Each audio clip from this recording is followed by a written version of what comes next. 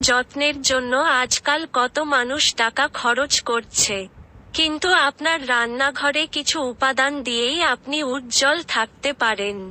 এই জন্য আপনাকে খুব বেশি মূল্য দিতে হবে না। ধনিয়া পাতা তার মধ্যে একটি।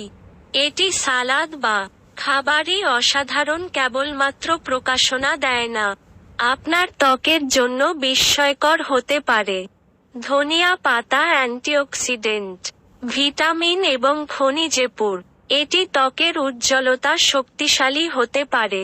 ধনিয়া ফেস মাস্ক ত্বকের উজ্জ্বলতা বাড়ানোর জন্য ধনিয়া পাতা ব্যবহার করার জন্য সহজ হলো পদ্ধতি তৈরি করা ফেস মাস্ক করা।